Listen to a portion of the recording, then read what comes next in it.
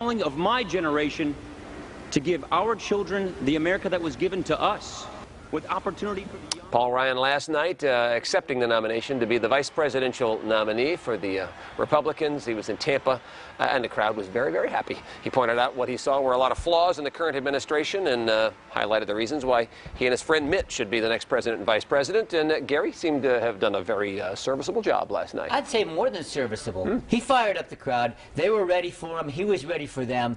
And I think this guy's going to be formidable on the stump. And he's also a guy that, you know, God bless the last VP nominee, but this guy's not, no, really, this guy, for the Republicans, this guy's credentials, sort of intellectually, clearly are not going to be called into question. The reference to Sarah Palin there. And I didn't say that name, you did. I did. I just clarifying for people. This is Gary Dietrich. He's our Fox 40 not legal analyst, although you can do almost anything, political analyst, and he's the big cheese at Citizen Voice, which is a great resource for politics and also public safety.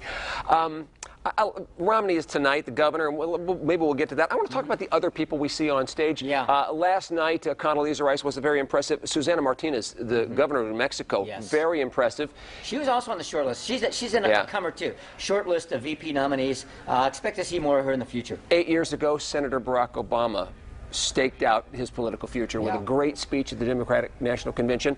Tonight, the big name before Romney is Marco Rubio. Tell me about him. Well, he was the guy that really was the name, as you know, Paul. Everybody thought he was going to be the VP pick.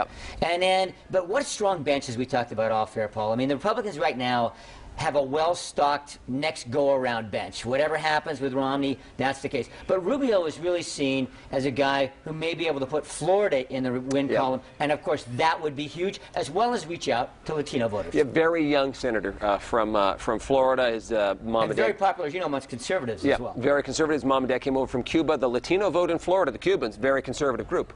So that'll be interesting. What's Governor Romney have to accomplish tonight?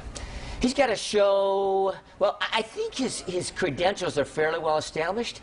Right now they're going to be looking for that kind of Ryan-esque sort of, can he now deliver?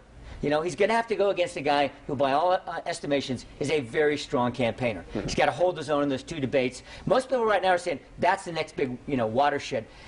For every candidate, it's your acceptance speech at the convention and it's your performance in the debates. That's how a candidate's going to be graded. And like it or not, whether it's the way he uses his prompter to the way the speech is crafted, it's going to all fall on Romney's shoulders tonight. Okay, in about 30 seconds, looking ahead to next week, the Democrats, they're the second act of this. What are they thinking as they watch this and get ready for next week? Well, they get the chance to respond, and that's always an advantage. But the disadvantage is you're not the new product.